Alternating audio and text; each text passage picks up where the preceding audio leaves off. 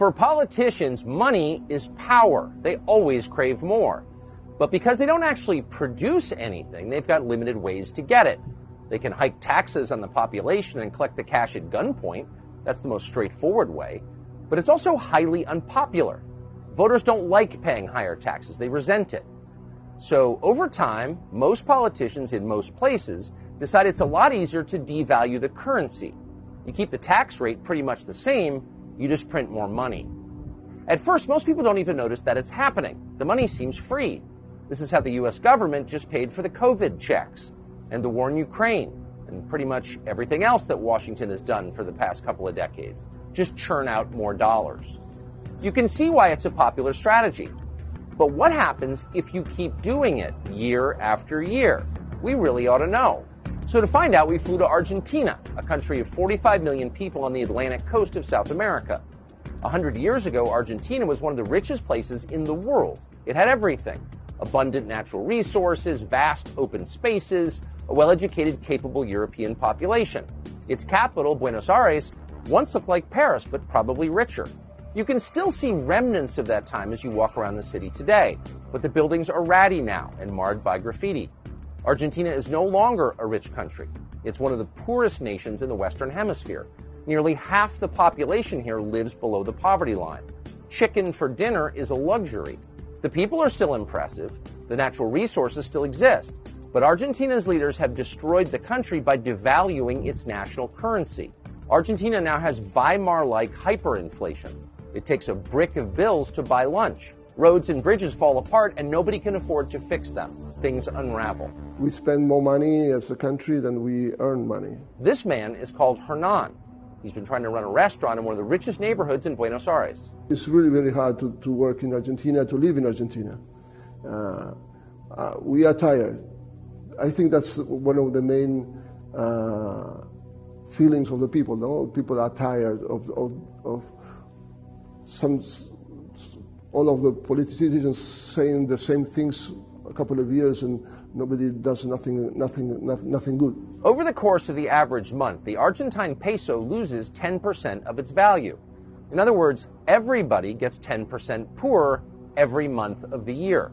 It doesn't take long for people to go hungry. Our institutions have something wrong. Diana Maldino is an economist and a candidate for the Argentine Congress. Basically, the problem we have right now, we are 47 million people, out of which only 11 million people have what you would call a job. Slightly under 3.5 million people work for government, and 7 million people work in the private sector. So 10 million people, 11 million people out of 47, 25% of the people. And that's kind of the government workers. So if you take out the government workers, then that really is an electric window. Yeah, 1/7 of the country would have a private job. So that means 7 million people are working to support the other 40 million people. And let me add something. 60% of the children are poor. So if you ask me, if 60% of the children are poor, the whole country is poor. Argentina's currency is so inflated and worthless, it can no longer be used to buy anything of value. Cars, houses, even bicycles are priced in US dollars. The problem is the government lies about this. Banks are not allowed to exchange dollars at market rates, and that drives the entire population underground to the black market. So we're in downtown Buenos Aires. It's a Friday afternoon, and we're on our way to a cueva, a cave, to change U.S. dollars into pesos.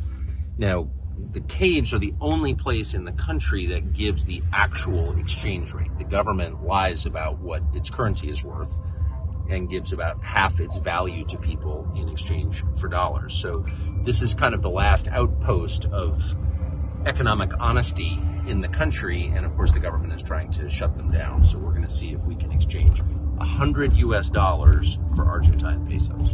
Hola, he's my friend Tucker. Oh, hola. Is there security here? Yes. This is so cool. Well, we're on the top floor of a building, unmarked. We just got buzzed in after waiting outside for a while, and trying to change a $100 bill. Okay. How many money do you expect are you going to receive? I don't know. More or less. Guess. Enough to keep my door from closing. A doorstop. Well, now I feel rich. This is like Mad Max of caves. Don't seem like that? That is... So how much is that worth? Thank you. Well, thank you. Amazing. How do you carry all this? Hold on. In a bag. In a bag. You know, it's obviously amusing, but it's also sad. Imagine if that was your country, this was your national currency, and it was like, it had the value of home insulation, you know? And this was your work product. This is what you spent all day working for, and this is what you hope to feed your family with and send your kids to school and buy clothes. I mean, and it had been rendered worthless by greedy, dishonest pigs running your government and lecturing you about transgenderism, but in the end you were left impoverished and they were left rich. I mean, that's theft. It wasn't some sort of, you know, savage situation in there. It looked like a bank almost, though it's, you know, it's illegal, and it was, you know, had a kind of sotto voce vibe. It was very orderly. But imagine if your life entailed going 4 times to a, quote, cave just to get the actual exchange rate on your money that you made by working. It's, again, they're stealing and they're lying and they're enforcing that lie at gunpoint. They close those places down because they're this little window into reality that the government can't tolerate. That's what a collapsing society looks like. Everybody's moving backwards. Nobody can tell the truth about anything. The functions of ordinary life have to be conducted furtively, in caves. In Argentina, the incentives are now so perversely inverted that many people decide it's not worth working. They can make more money sitting home idle. Sometimes we don't work because it's cheaper not to work than to work. Why is it cheaper not to work? Because you have to pay a lot of taxes to the people, and the unions and those sort of things that are very, very expensive. So sometimes we prefer not to work. Yeah. Oh, that's incredible. Is that common here? Yes, it's common. For young people in a country like this, the obvious solution is to leave, and millions have. The future of the country slipping away forever. What's remarkable is that's just fine with the current Argentine government and with the Western media and NGOs that prop it up and relentlessly defend it. They're happy with the corrupt status quo. They're thriving. So they attack anyone who challenges the way things are currently done. Not surprisingly, they especially hate Javier Milei.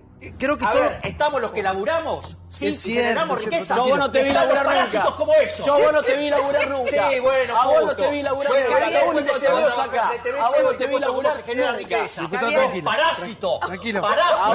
Somos estéticamente superiores, ¿sí? Digamos, ¿cómo eran los edificios de los zurdos? Cuadrados, negros, oscuros, sin ventanas, eran inmundos. Teníamos las Torres Gemelas hasta que un hijo de puta las tiró abajo. Tenemos el Guggenheim, es una maravilla. Inventamos la minifalda y la bikini. ¿Saben qué? Yo he decidido, vamos con el capitalismo. ¡Viva la libertad, carajo! A ver, yo creo que el gran problema argentino es un problema cultural. Es decir, esta es una sociedad que está infectada de socialismo. Los políticos son una suerte de sociópatas que quieren hacernos creer que nosotros somos inválidos mentales, inválidos en todo sentido, porque no podemos vivir si no fuera por ellos. En realidad, los que no pueden vivir sin nosotros son ellos. Milei is an economist who's running for president here in the election next month, and the polls show he's winning. Milei's main observation is that things in Argentina are not working.